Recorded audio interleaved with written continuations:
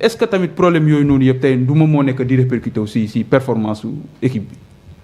bokk na ci problème yi Sénégal di dund foofu yëpp mun na miiner environnement équipe nationale du Sénégal te équipe nationale du Sénégal daf ñu habitué woon ces dernières années avec l'ancien président de la fédération maître Augustin Senghor et son staff daf ñu habitué woon ci humilité bu bëri.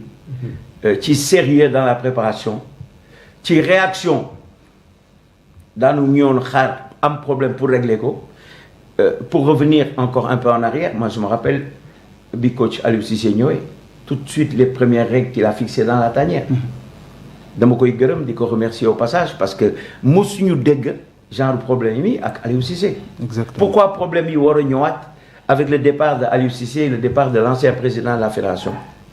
Je pense que cette nouvelle fédération a du pain sur la planche.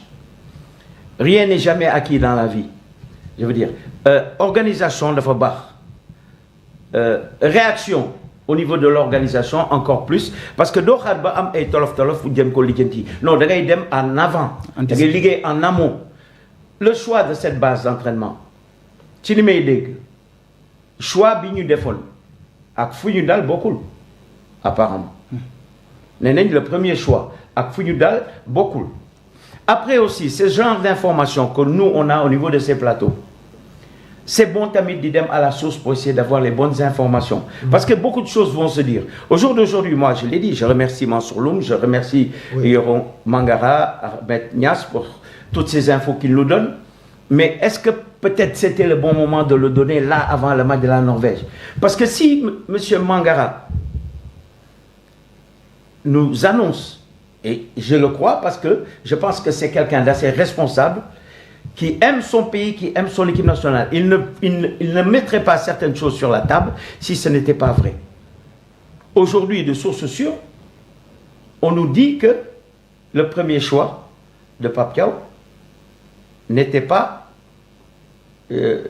Chérif Ndiaye. Chérif Ndiaye, effectivement. Et qu'il faisait partie des joueurs, de même que Moustapha Mbow, qui devait partir. Oui.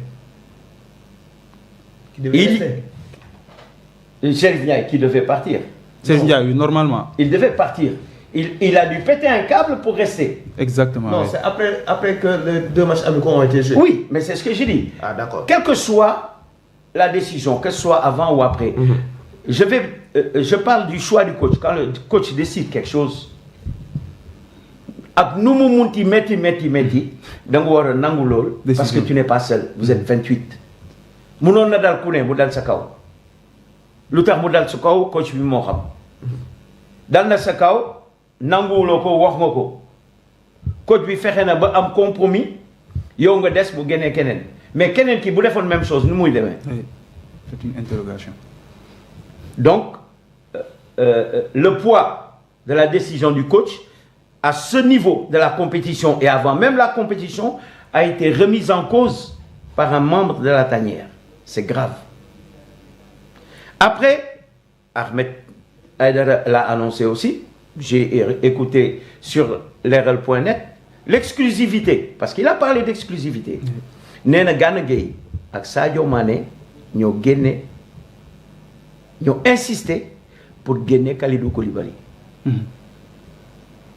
Mais Gana Gueye ak Sadio Mané duñu coach encore moins adjoint ak Effectivement.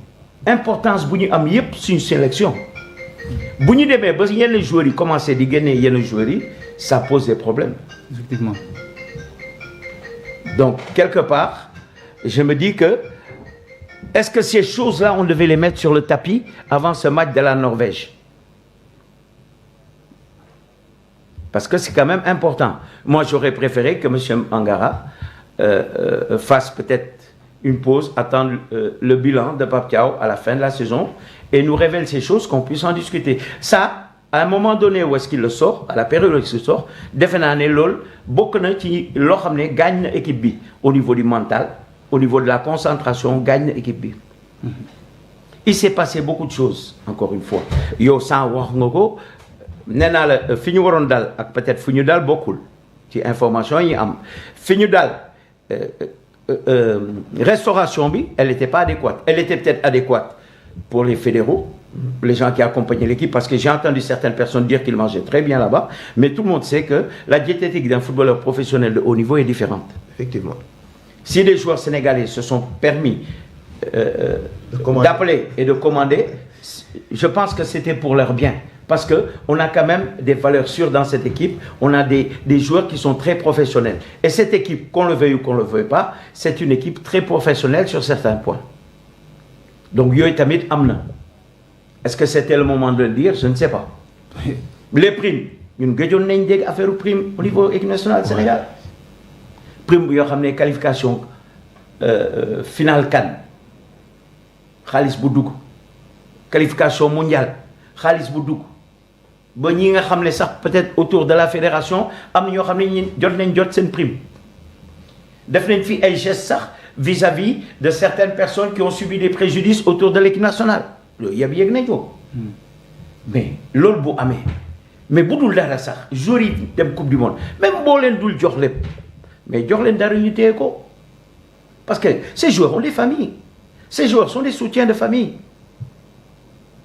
Yàlla wërsëgal ne leen am nañ loo xam ne ci li ñuy sukkandiku pour dimbali seen waajur mais loolu ñoo ko moom seen club la équipe nationale bu ñëwee tamit dafa am lu ñu moom ci équipe nationale noonu la équipe nationale tamit amee loo xam ne moom la ko vis-à-vis de ses joueurs donc waruñu am genre problème yi à plus forte raison un coach qui va à la Coupe du Monde et qui n'a pas de contrat. C'est grave. Man li ma jot a dégg tamit ci affaire boobu. Est-ce qu'il fallait le sortir avant? Est-ce qu'il fallait régler ça comme ça?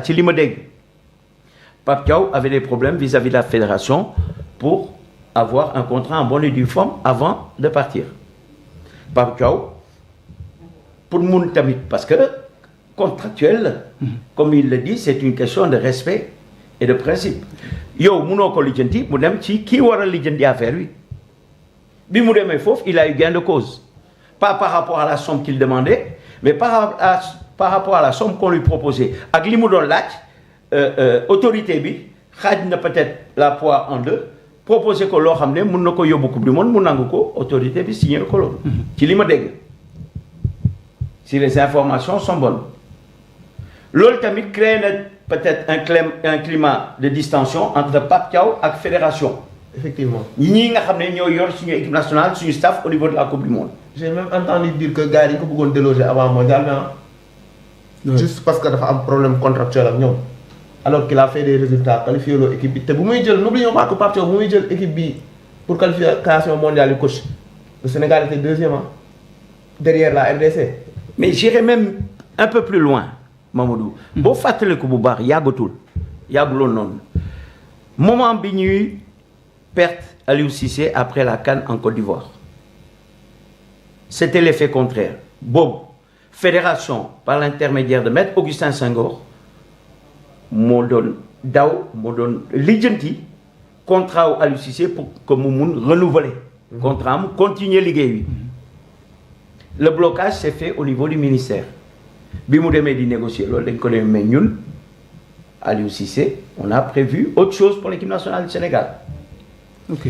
Bi apparemment effet contraire la bi fédération moo bëgguloon ministre bi accordé ko loolu. Donc quelque part ñun au niveau du Sénégal am na yoo xam ne genre yi waruñu daal quoi.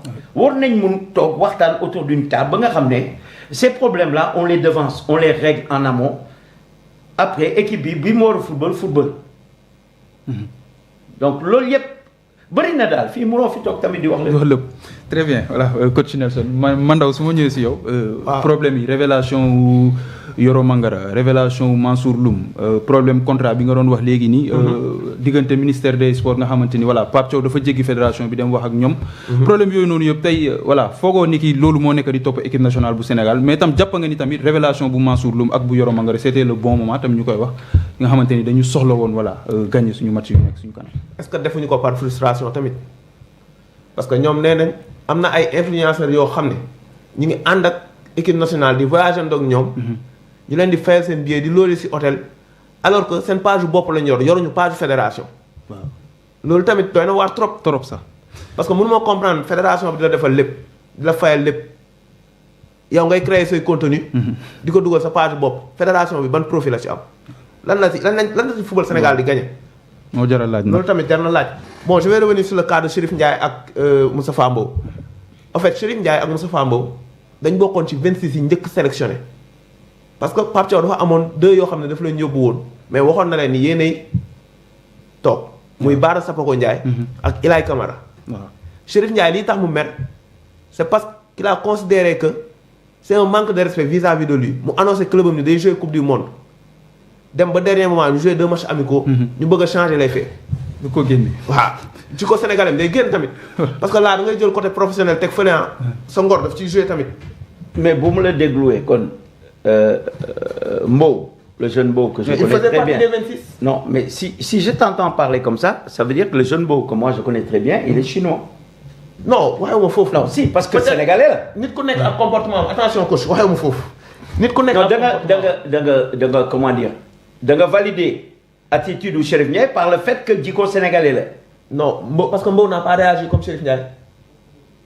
C'est ça la différence. Non, mais si je t'entends parler, Mbow, il est chinois. Non, non, il n'est pas sénégalais. Non, je veux dire que Chérif Ndiaye, le fait que moi réagisse, tu peux comprendre en fait. Parce que tu ne peux pas être sélectionné parmi les 26 coachs.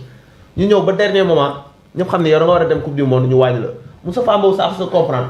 Parce qu'il n'a pas été régulier en équipe nationale. Ça peut se comprendre. Pourquoi il y a une réaction Mbow? Peut-être tamit amnoko, je ne sais pas. Est-ce que Mbow, au niveau du Paris FC, on l'a fêté? C'est les mêmes frustrations. La seule chose, c'est qu'il y a un joueur qui a accepté le choix du Sénégal par patriotisme pour son pays, alors qu'un autre a revendiqué sa place et est parti. C'est la différence. C'est ça la différence. Waaw mën nga ko jàppee noonu yow mën nga ko jàppee noonu mais man dama gis ni frustration moo tax Chérif Ndiaye réagir na peut-être même caractère yi sax du benn caractère Moustapha Mbow ak bu Chérif Ndiaye du benn donc Chérif Ndiaye réaction am mën nañ ko comprendre comme mën nañ ko bañ a comprendre man sérieusement comprendre ma réaction am mooy li coach wax rek. il faut mettre l'équipe au devant quoi sérieusement. yow xam nga ni t'as pas été bon lors de tes dernières sorties en équipe nationale boole nañ la ci 26 yi wàññiwaat nañ la demal. mais est-ce que du le fait que ñu joxe ñaari tour ñi nga xamante ne waroon nañ leen. loolu laa la wax loolu ko frustré au fait parce que Bara Sapoko moom boo seetloo benn interview sur la chaîne bon. bëgguma jàllale publicité mais bii waa Orange def ak moom. mu ngi koy wax mu ne carrément il est là pour apprendre. xalaatu woon dem coupe du monde. xalaatu ko woon effectivement. Ilaay Camara c'était la même chose ah. mais man toog te pourtant toog naa fi waxoon ma ne Bara Sapoko Ndiaye ak Ilaay Camara la ñuy wàññi. dañuy génne ñu ne ma non je te prononce ma ne leen baax na Pape dafa yor ossature am lu jël risque kii yenn jour la preuve bu mu génnee Chérif Ndiaye bu mu kiiwee ñan ñoo ñëwaat wax ak moom les soi-disant cadres. bon du ma wax les cadres parce que jamono ci moom. mais toujours par rapport à ce qu'il dit. Si on revient légèrement en arrière. À la CAN. Le coach Pape Thiaw avait dit une chose importante que tous les Sénégalais avaient compris et accepté. Que l'équipe nationale, son équipe nationale à lui, en tant que coach, c'était pas 11, mais 26 bonhommes. Voilà. À partir du moment où ce message, il passe par la CAN, que tu le valides, qu'avec la réussite qu'on a eue, tu es champion d'Afrique. Tu vas en équipe nationale, il y a une liste qui sort. Admettons que le coach s'est trompé. Mais le pourquoi il s'est trompé? L'État Sapoko, bolé ko ci liste bi. Alors que on peut dire qu'entre guillemets, Mok Ilaay Camara ñoo nekkoon dans l'antichambre pour pouvoir sortir. Mais l'État mu conservé ko, ça a été sûrement dû à des faits qui concernaient les entraînements au niveau des États-Unis. Am na lu boy bi def foofu au niveau des États-Unis boo xam ne coach bi gis na ko ci moom te gisu ko ci yeneen joueur. Peut-être moo tax mu changer avis. loolu war nañ ko mun concevoir. nga dem avec une idée précise sur un groupe. Arrivé là-bas yëfi jaxasoo Mandaw nekkul fort coach Nelson moo nekk en forme yow da nga bëgg a gagner mais coach Nelson ngay yóbbu même bu fekkente ne bi nga doon dem sa xel ci Mandaw la nekkoon parce qu'il est plus jeune mais da nga dem ba foofu gis na ne ak expérience bi peut-être man maa mun nekk ci sa groupe ba indi la li nga bëgg mais loolu choix coach la dañ koy nangu. man mënuma concevoir joueur boo xam ne doon nangu choix coach. ak nu munti demee nag da nga war a jël si yow xam na ne coach lu baax la bëgg moo tax mu def choix bi waaw nga ànd ak ñoom gunge leen bu ñuy may ndam nga dellu si ak ñoom ak ndam bi bu ñu mayul ndam ñoo xam ne noonu la ñu gën liggéeyaat pour beneen événement man loolu laa gisee. c'est le coach qui parle hein, c'est le coach qui parle. waaw mais waaw ñëwal il est en train de parler en tant que coach dañ ko koy nangul vraiment parce que lépp luy dispositif tactique moom moo ñu ci gën a kii. vraiment parce que jot nañu coacher quoi vraiment xam na lu muy wax nii man comprendre naa ko. non mais boo seetlu boobu Pape Mamadou. question de logique là. tu ne peux pas remettre les décisions d'un coach. effectivement c'est ça. dans un événement aussi important que la Coupe du Monde. Tout en sachant même, si je vais aller plus loin pour Chérif, c'est l'un des joueurs à la CAN qui a marqué le moins de points. Encore une fois, nous tous, on a vu la finale. Ouais, à 1-0, bu dugaloon deuxième ballon bi. turam la ñuy njëkk a teg ci liste bi après Edouard Mendy bu dugaloon deuxième ballon bi. yàlla def na ne peut-être dugalu ko manque de réaction, précipitation. L'essentiel, il voulait bien faire, mais ça n'a pas marché. Ouais.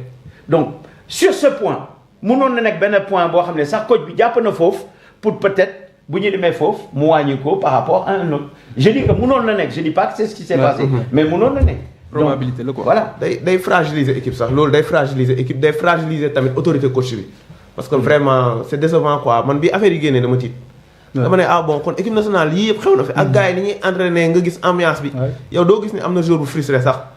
mais pour le cas de Bara Sapoko moom li ma la waxoon rek en plateau d'avant-match bi ñuy toog fii plateau d'avant-match avant lors du match contre les États-Unis bi ma gisee booy bi titulaire fii laa toog ji bi toog fii ma ne ko est-ce que xam nga ni Pape bu tëddee du nelaw. parce que booy bi il va faire un match correct te Pape dina am problème.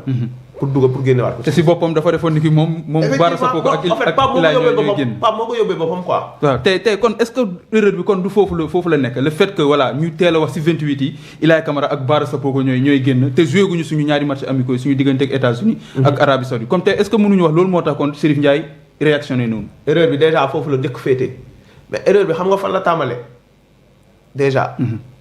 ci liste bu njëkk bi. waaw dañuy ñëwaat en arrière ci liste bu njëkk bi. neexu la wax de neexu la wax xam naa gars yi nañ ne lan moo tax ma koy wax mais am na ñu waroon demuñu de waaw vraiment am na ñu waroon demuñu sérieusement neexu la wax mais Malang Sarr devait partir à la coupe du monde man toog naa fi nee du dem parce que choix de cadre la affaire yooyu te en catimini on a entendu dire des choses yoo xam ne nee nañ cadre yi ñoo réunion mais Malang du ñëw bi ñu réunion ak Pape Thiaw xam nga yooyu yëpp am na fi. et loolu si ça se trouve avéré dina metti trop. trop sax booy bi pour mu ñëwaat équipe nationale dina metti trop. si les informations sont vraies. non day frustré danaan man du ma dem si équipe boo xam ne bëgguñu ma. heureusement ba les cadres entre parenthèses ce sont bii moo nar a nekk seen dernière compétition si je ne me trompe. heureusement parce que vraiment ils nous ont valu beaucoup de succès mais tamit dëgg bu jotee dañ koy wax quoi. coach mooy def liggéeyu coach am. mën na laaj avis ay cadre am mais dernier mot Pape Thiaw moo ko waroon jox quoi. mais voilà lan mooy expliquer loolu noonu le fait que ni nga koy waxee ni ay cadre Sadio Mané Kalidou Koulibaly Gana Gueye le fait que ñuy ñëw ñoom tam ñuy du mën a imposer seen choix sax mais du ñu nangu respecter le choix du sélectionneur dafay mel ni lan moo amoon Real Madrid rek Xabi Alonso ak ñoom Mbappé yooyu noonu ñoom Valverde dafay mel ni loolu lañ nekk di gis Sénégal quoi mel ni dafa mel ni ñooñu daal joxuñu cër Pape Thiaw quoi wala comme si ces décisions ne comptent pas. je pense que en fait vécu Pape moo ko tooñaa il n'a pas assez d'expérience sur un banc de touche bien vrai que coach na ay équipe et je pense que loolu moo ko xaw a affaiblir vis-à-vis de certains joueurs yi mais à vrai dire man ça me surprend quoi bi ma déggee nouvelle yooyu billaay dama tiit en fait avec lii di xew nii yëpp on mérite pas de se qualifier quoi nañ ko wax te dee. waaw tout à fait. avec lii di xew nii yëpp autour de l'équipe li ngay dégg coow li fii nii ñun ñëpp bëgg nañ qualifier ay sénégalais lañ. bëgg nañ qualifier bëgg nañ sax jël coupe du monde. effectivement mais li coach wax laay du xaar rek nii de. coupe du monde ni nga koy jëlee de tu vas avoir les jours. mais tant que amoo entourage bi. waaw fédération bu normal. fédération boo xam ne c'est pas le président qui décide tamit c'est grave hein. y a problème doy na waar trop sax je te jure. Ouais, c'est inquiétant. C'est inquiétant. ñëpp nee nañ yaa Abdoulaye Sow qui tire les ficelles derrière. espérons que mu bañ a nekk dëgg espérons. Mamadou pour revenir à li nga waxoon daal par rapport au coaching. Pape Thiaw. Mais il a 45 ans, je crois, 46 ans. Il est jeune aussi. C'est un jeune entraîneur, c'est vrai. Et je suis surpris d'entendre Mandao, avec autant de maturité, parler d'un point sensible qui concerne en général nos autres coachs africains, c'est le manque d'expérience. On dit que la jeunesse, la jeunesse n'attend point le nombre des années, la valeur n'attend point le nombre des années. Tu prends Nagelsmann, c'est 38, 39 ans. Mais Nagelsmann, il prend l'équipe d'Allemagne aujourd'hui, mais il a 10 ans de carrière dans des clubs. Diane Offenheim, Diane Founé.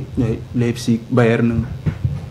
Donc, c'est là où le bas blesse. Aujourd'hui, Papiao, il est parachuté en équipe nationale, suite à sa petite expérience du championnat de Ligue 1, mais si tu veux, à sa grosse expérience au niveau des sélections locales. Chan et les résultats qu'il a eus et consorts. Oui. C'est là où est-ce qu'il a été parachuté. Il n'a pas vécu peut-être une dizaine d'années au poste de coach qui fait qu'il aurait vu toutes sortes de conceptions qui font qu'aujourd'hui, il était peut-être mieux armé moralement pour faire face à tout ça. Mais cette équipe du Sénégal, là où le bas blesse, malgré nos cadres, hein, c'est son manque de maturité. On va remonter à 2002. L'élément le plus important de l'attaque de 2002, par rapport aux derniers matchs amicaux, par rapport à sa valeur en club et sa performance en club, c'était qui? Mamadou Niang. Dernier match amical, Balagnou Dem. Coupe du monde. Bolivie, Colombe. Quand Mamadou Niang 1-0 l'ont gagné. Mais bi Metsudi, Demsial Metsudi de votre liste. Il y a eu la même, comment dire, concertation avec les cadres de l'équipe à l'époque. À l'unanimité, il a été décidé que Mamadou Niang devait payer les pots cassés pour cette Coupe du Monde. Pour plus de concentration et de performance de la part des attaquants qui étaient là-bas. Parce que lui, il venait pour bousculer la hiérarchie. Mamadou Niang venait en 2002. Dans notre garage, il faut amour. Dafa bëggoon nekk attaquant te qualité meilleur na ko mu nekk attaquant équipe bi alors que moment boobu El Hadj Ousseynou Diouf mu ngi toj. Mais nee nañ man fekkewu ma ko nee nañ que amoon na concertation ak Metsu que d'un commun accord dañ décidé woon que Mamadou Niang du dem attaque bi moo doon dem. Par contre le 23e moom ça aurait été mon ami Amara Traoré car moom période Bob Moudondem, il avait un rôle beaucoup plus protecteur, beaucoup plus de grand frère que de compétiteur vis-à-vis de l'équipe, malgré le fait qu'il avait encore pas mal de talent et qu'il aurait pu faire la différence aussi une fois sur place. Oui. Mais cette équipe de 2002 était mature. Ils ont géré ça. Et dès qu'il y a bruit, quelques années après, ils ont commencé à dire Wari. Mais filles, il n'y a pas un mois, aujourd'hui, en pleine compétition, les petits gagnent. Bon, tu me diras aussi, il y a beaucoup plus d'influenceurs maintenant, il y a beaucoup plus de communication, c'est peut-être pour ça que ça sort. Tout à l'heure, Mandao, il a parlé, il s'agit de Barros, l'influenceur. Il est